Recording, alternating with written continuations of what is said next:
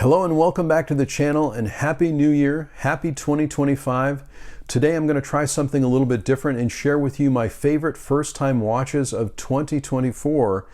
And I have these all in a list in alphabetical order on Letterboxd, so you can find my Letterboxd link in the description of all of my videos. So feel free to follow me on Letterboxd, and I will follow you back for sure, so I love to see what people are watching and any reviews that are out there as well.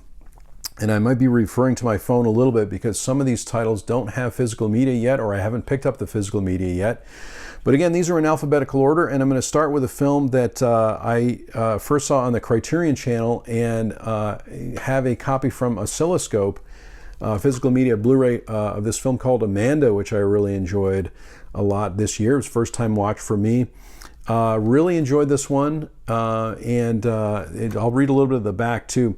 Born into an upper-class family with a dating mother who foots the bill for her indolent lifestyle, 24-year-old combative Amanda searches for boyfriends but only finds misfits who are repelled by her intensity. So again, really enjoyed this one. I won't talk too much about these films, but you can certainly check out the description on Letterboxd, and I have left also some brief reviews for some of these films as well.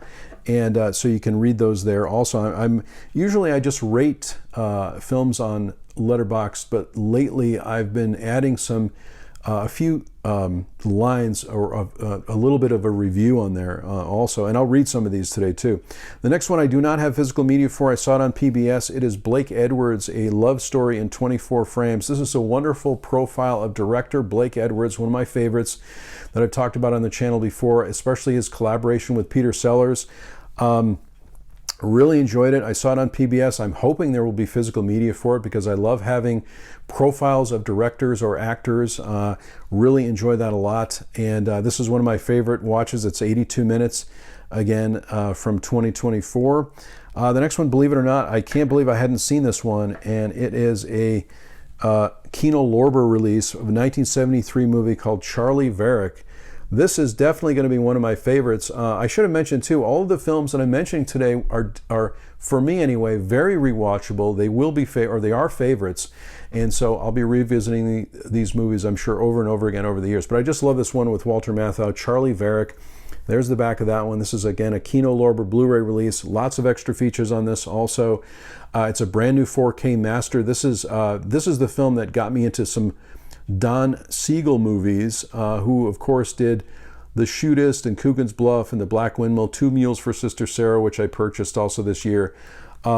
Starring Walter Matthau, the star of many things, but certainly The Taking of Pelham 123, The Laughing Policeman, also one of my favorites. Really enjoyed this one. Lots of surprises, lots of action. Very, very interesting watch for me, and one of my new favorites. Let's see here, what's next on the list. The next one I have is a movie that I saw. This is a movie from 2024. I do not have a physical copy of it. I saw it on AMC Plus. It is Christmas Eve in Miller's Point. This is an amazing film, one of my favorites again of the year. And there's so many things I liked about it. I do have a review out there that you can take a look at on Letterboxd, but I really love, it was a very dreamy film for me. Obviously, the topic of Christmas and the holidays, in the beginning of the movie, I remember very much that you really feel like you are you get the feeling of the chaos of the holiday, atmosphere sometimes when you're visiting family. It reminded me of the movie Shiva Baby also, which is one of my favorites. And you just get this kind of claustrophobic, chaotic feeling, also a happy feeling too when you're home for the holidays, but there's a lot of people maybe you haven't seen for a long time, and so you get that feeling in the beginning of the movie. But there's so many great things I like about it. I'd love to know if you've seen this movie. Again, it's on AMC Plus. I'm hoping there's going to be physical media for it.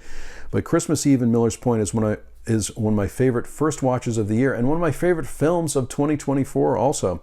The next one I also do not have physical media for, but really enjoyed it. I saw it on Peacock. The movie Conclave, which I think is going to get a lot of awards this year.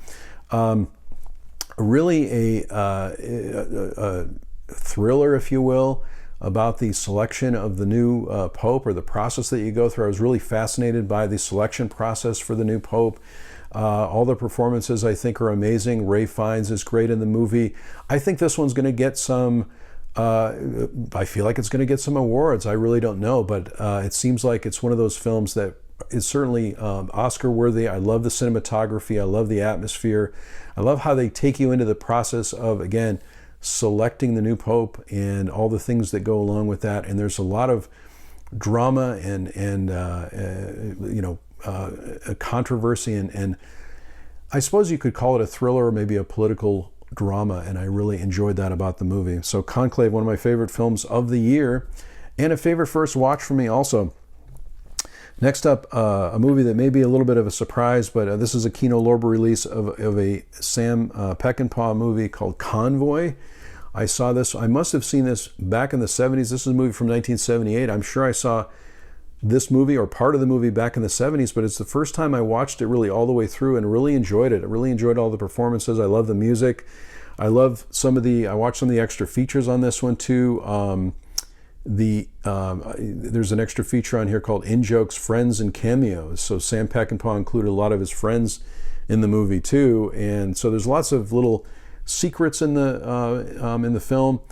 But it's your classic road picture, I think. This is mastered in HD. When the Western film, for many decades the staple of the American cinema, suffered a decline in the 70s, a new subspecies helped fill the void. The trucking epic. The great Sam Peckinpah directed this action classic based on the runaway hit song Convoy, which of course I remember from the 70s. Anyway, this is a great film. One of my favorites. I'm sure I'm going to be revisiting this. Let me know too if you've seen any of these movies that I mentioned today and what you think of them, or maybe you have a favorite first watch of 2024 that you'd like to share. Certainly add that in the comments section below. I love to keep the dialogue moving there. Checking back into my list, I also have a movie that I've talked a little bit about on the channel. This year, or last year in 2024, became a big fan of the film director Aki Kaurismäki. This is one of the first films that I saw of his, and I really like it a lot. So this is a first watch for me. Fallen Leaves has all the classic aspects of a Kaurismäki film, as you might expect. Sort of the deadpan comedy, and I'm going to read a little bit of the back of this too. Award-winning filmmaker Aki Kaurismäki makes a masterful return with Fallen Leaves, a timeless, hopeful, and ultimately satisfying love story about two lonely souls' path to happiness. These films, for some reason, even though they might seem a little depressing or somber, leave me with a hopeful feeling at the end.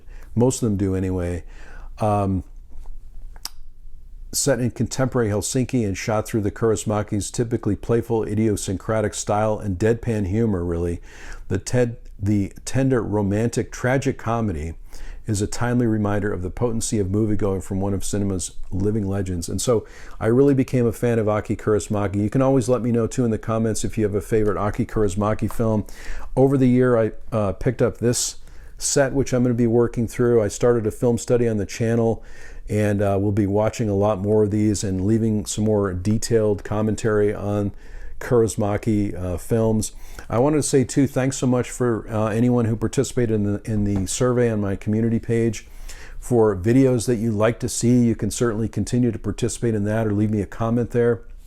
But I'll be doing more of these film studies, I think, in 2025, and as well as collection videos and other things, the weekly vlog also, which will be continuing. But I'm just such a fan of Kaurismäki. I'm so happy that I discovered him last year, and have been watching a number of these films and will continue to do so. Next up is a movie from this year, and it is, a lot of people seem to like this movie. I did not see this movie in the theater. I saw it on a streaming service, Peacock, I believe, and that is The Fall Guy. I picked up a copy of it. This is the Blu-ray digital copy of The Fall Guy. I found this one really entertaining.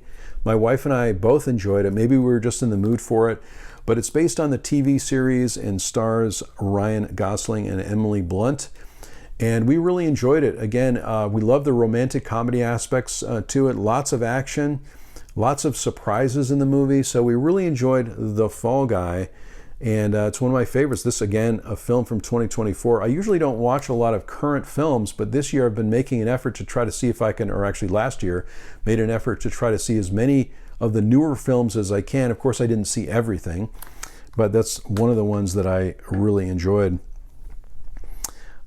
Next up are a couple of movies that I do not have physical media for, but that I greatly enjoyed, and one of them is really my top favorite from 2024, and that is Ghostlight. It's a movie about family and loss. There's some Shakespeare elements to the story as well, but I just really love it. I wish that it would be up for some awards this year. I think it's so great. The performances are so good in it. The writing is amazing. The chemistry between the actors and actresses in the movie is simply phenomenal, and it's my favorite movie of 2024 and also a first-time watch. It's on AMC Plus, and I'm hoping there's going to be physical media for Ghostlight. Next up, I have a movie that a lot of people maybe didn't like, but I really liked it, Joker Folie à Deux. Hopefully I'm pronouncing that right, but most people know it as Joker 2 probably. I really loved it. I had heard that not a lot of people liked it. I did not see it in the theater. I watched it streaming, but I love the cinematography in it. I love the mood that the film puts you in. I think maybe a lot of people were disappointed in it, but I really enjoyed the musical numbers. Obviously, the Joker character is a villain. So, but I think, Joaquin Phoenix, did an amazing job. Lady Gaga did an amazing job as well. And my wife and I both enjoyed it for many, many reasons. So let me know if you saw Joker, if you liked it or didn't like it. But, I think sometimes when you read reviews, you may not get, the full picture of the movie, or maybe true fans were disappointed for for whatever reason. But I find the Joker films, although they're very dark and depressing, perhaps, I find that they're well done and the performances are really good. So that's how we felt about Joker. The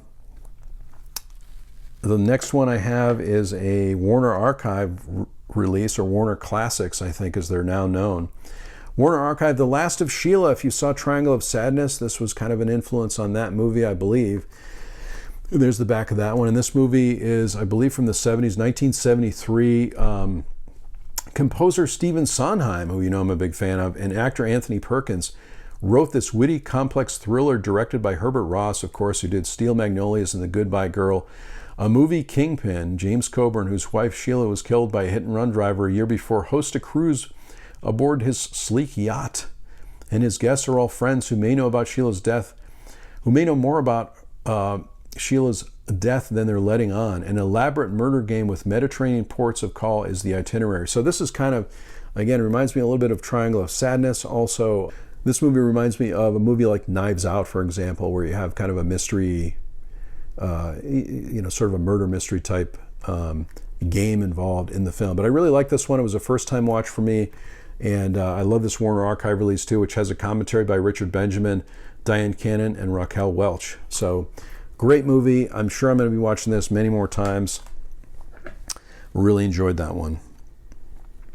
I was talking about Kaurismäki a little bit, and I thought I'd mention another one that kind of stood out for me, and that is Match Factory Girl. That's on this box set release. I did see it on the Criterion channel, but it seems to be one of the earlier classics from Kaurismäki, and I really enjoyed it. So here's Match Factory Girl right here. And again, deadpan comedy, kind of tragic comedy films from Kaurismäki. And I'm sure I'm going to be watching a lot more of these this year in 2025. Looking back at my list too, the next one I have is a film by Elaine May, which I watched for the first time this year, Mikey and Nikki. Great film, wonderful performances from Peter Falk and John Cassavetes. I really love this one. I love the extra features on this also. I could listen to Elaine May talk for hours and hours. I really love her perspective, of course, her work with Mike Nichols. But this has new interviews with Richard Brody and Carrie Rickey, an audio interview from 1976 with actor Peter Falk, which is very entertaining.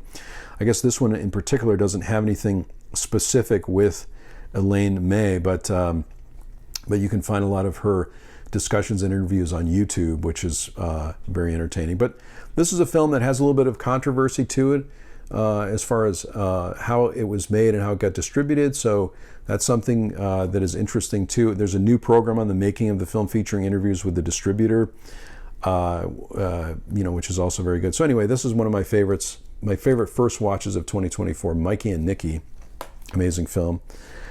And again, just looking back here on my list, this film is one of my favorites. I made a whole video on it. This is the Wim Wenders movie, Perfect Days. Again, another quiet, contemplative movie. This is the Criterion release. Mikey Nikki also was a Criterion release. This movie's from 2023, but a first-time watch for me. And probably it has to be one of my favorite movies from 2023 after seeing it. New interview with Wim Wenders. This is a movie that also features a main character who uses some cassette tapes to get him through his day or to unwind or things like that. A perfect song that hits at just the right moment, the play of sunlight through leaves, a fleeting moment of human connection in a vast metropolis, the wonders of everyday life, which is, again, one of the things I love about it, come into breathtaking focus in this profoundly moving film by Wim Wenders. But again, cassette tapes are features in this one. I made a whole video with this and my favorite cassette tapes, and I'll put a link to this video in the description below so you can check that out if you haven't seen it already. I've got a few more here too. I can't believe I hadn't seen this film before, but really enjoyed it, and that is Lee Marvin in Point Blank. I had heard so many good things about this. I think I saw an interview or heard an interview with Jim Jarmusch talking about how much he loved this film. I also remember as I was thinking about making this video today too, about Lee Marvin walking down this hallway and the footsteps and things like that. That's one of the things that comes to mind when I think about this movie. But there's so many amazing parts of this movie. It's so rewatchable. Carol O'Connor's in this movie. Angie Dickinson has a great part in it. Keenan Wynn. And to me, it's an instant classic for me. I'm definitely going to be watching more of it. This is a Blu-ray. I was looking to see. This is a Warner Blu-ray, but it's not a Warner Classic or Warner Archive release. There's also a commentary by director John Boorman and filmmaker Steven Soderbergh. Vintage featurettes, The Rock Part 1 and Part 2. But what an interesting story and what an amazing crime thriller. Point Blank, one of my favorites from the year for sure, or first watches of the year, of course. After watching a lot of Columbo last year, I was primarily watching the first 7 seasons, and I hadn't really gone back to the first movies, the original 1968 movies and the pilot, and so I decided to go rewatch those, and so those are on my list as well. But you can find them on this Blu-ray set, this amazing Blu-ray set from Kino Lorber, and there's the back of that too. And the 2 films are Prescription Murder, which is from 1968. It was a 1968 movie of the week, and the 1971 pilot Ransom for a Dead Man, and both of which are my favorites. I'm going to definitely be rewatching these over and over again. You know how much I love Columbo, and I'm thinking of maybe doing some Columbo-specific videos on the channel also in 2025. So let me know what you think of that in the comments below. If you'd like to see a commentary on each episode or a review or my thoughts about it, I have some books about Columbo as well, as you might imagine. But you can find these on this wonderful set, and highly recommend this one. I just got also Columbo The Return, which is also a Kino Lorber release, and I love those 2 movies during the year. There was a first-time watch for me, believe it or not, again, after watching the series. Next up, I have another profile of one of my favorite performers, and this is a Kino Lorber release also. It's Remembering Gene Wilder. And luckily they have physical media on this, and I was able to pick it. I picked it up, I think, as soon as I saw it, because I know how much I'm going to be rewatching this. This is a Kino Lorber release. It's got some bonus features on it as well. But one of my favorite watches of the year.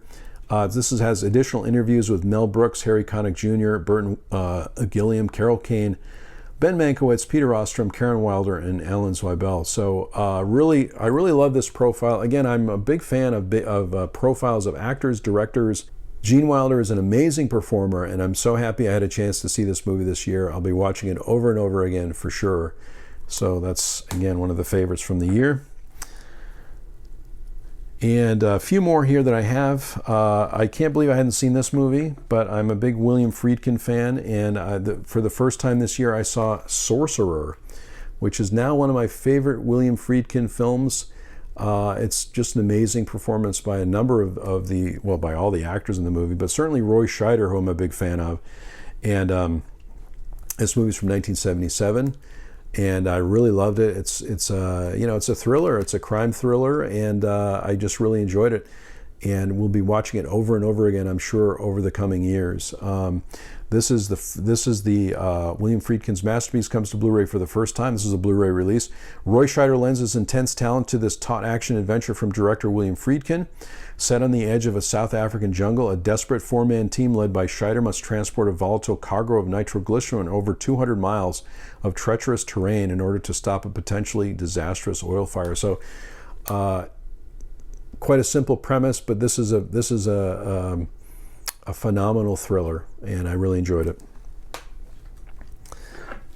Again, just referring back to my list here, I have I picked up the Criterion edition of Boris Karloff and Targets. This is a Peter Bogdanovich movie from 1968, and there's a great backstory on this one. I could watch anything with Boris Karloff in it, and this is certainly no exception. And he's just, you know, phenomenal in this movie. And if you understand the backstory, if you know the backstory of the movie, it makes it even more interesting. This has an audio commentary from Peter Bogdanovich. There's a new interview with filmmaker Richard Linklater. There's an introduction to the film from 2003 by Peter Bogdanovich. Lots of extra features on this one, and I highly recommend this one. This is going to be one of my favorites going forward. These next few films, with the exception, I think I have one last physical media release here, but these next ones I saw on streaming services. There is a short review for this next one called Thelma. June Squibb, I think, was amazing in this movie. Very entertaining, very simple story, but I found the movie very entertaining, about an elderly woman who gets scammed and decides to do something about it. And June Squibb is amazing in it, and I thought all the performances were wonderful in the movie, and it's one of my favorites of the year also. For the first time last year, I saw Tremors. My wife and I saw Tremors, I think, when we were watching the Universal Horror Channel. We ran across Tremors, which I had never seen before, and I immediately put it on my list to pick up a physical copy. Just haven't had a chance to do that yet, but we really enjoyed it. Again, very entertaining, very interesting. It reminded me a little bit of Jaws in the desert. And so really like that one. After so many years, I can't believe I hadn't seen this movie, and I'm sure I saw parts of it on TV, but I wanted to give it a full watch this year, and my wife and I decided to watch it for the first time, and that's Irving Berlin's White Christmas. Again, can't believe I hadn't seen it all the way through up until this point, but really enjoyed this one. It's got a little bit of a war theme in it also, which I wasn't expecting. Maybe I didn't know the full story up until now, but this is the 70th anniversary release, first time on 4K Ultra HD. You can see all the extra features on it. I'll just hold this up so if you want to pause the video, you can see all the extra features on it. The 4K looks amazing. We really enjoyed it. Of course, the last, I think, 10 minutes of the film are very iconic, where you see them all singing White Christmas, which they do at the beginning of the movie also. But I just love the performances from Bing Crosby, Danny Kaye, one of the funniest musical performers that I think I've ever seen, Rosemary Clooney, Vera Ellen, very entertaining movie, and I really enjoyed it. And I'm sure we'll be watching this over and over again around the holiday season. So this is also directed by Michael Curtis, who obviously directed Casablanca, and features timeless songs by Irving Berlin. So I love all the music, love all the dance numbers and musical numbers in the movie. Very entertaining. Really enjoyed that one. And finally, there's a film that I saw on Max that I thought I would mention here too as one of my favorites of the year. It just came out this year too, so it is one of my favorites from 2024. That is Yach Rock, a documentary which they use in the title of the movie, but Doc is spelled D-O-C-K, which I thought was pretty funny. This documentary chronicles the rise and fall and rise again of this soft rock epitomized by artists such as Christopher Cross, Michael McDonald, Kenny Loggins, Steely Dan, and Toto in the late 70s and early 1980s. I really enjoyed this one. Sometimes these music documentaries are not that entertaining, but this one I found Very interesting, very entertaining. I learned a lot too. A lot of these musicians were performing on each other's albums during the 70s and early 80s. Not a lot of people know what Yacht Rock is also, so I already knew what it was going into the movie. But it's essentially the easy listening genre, which includes a lot of songs that you probably know. So let me know if you've seen this one as well. I really found it entertaining, again, from 2024. I wish there was going to be physical media on this too. I don't know that there will be, but you know, we seem to be seeing fewer and fewer titles get released on physical media, but this is certainly one that I would watch over and over again. I love music documentaries and music profiles of artists and musicians. So, but anyway, I really enjoyed it. I thought it was well done. And those are 25 of my favorite first-time watches of last year, 2024, which was just yesterday, of course. So let me know what you think. Let me know if you've seen any of these films. If you have any favorites from 2024, that maybe a film that you watched for the first time. Doesn't have to be a movie from 2024, but let me know in the comments below if you saw something really great that you saw last year. And I'm always interested in suggestions and recommendations. Feel free to ask a question in the comments as well. This is the first time I made this type of video. I think this is probably 2024 was the first year where I really made an effort to watch more of the newer films, because again, I don't go to the theater much these days, and I mostly watch at home. A lot of the films I waited for to come to a streaming service, which you know, was certainly the case with The Fall Guy and Conclave as examples. Thanks so much for watching this video today. If you like this video, click on like, and if this is your first video on the channel, please consider subscribing. Happy New Year to everyone, and I sincerely hope that everyone is safe and well, and I'll talk to you soon.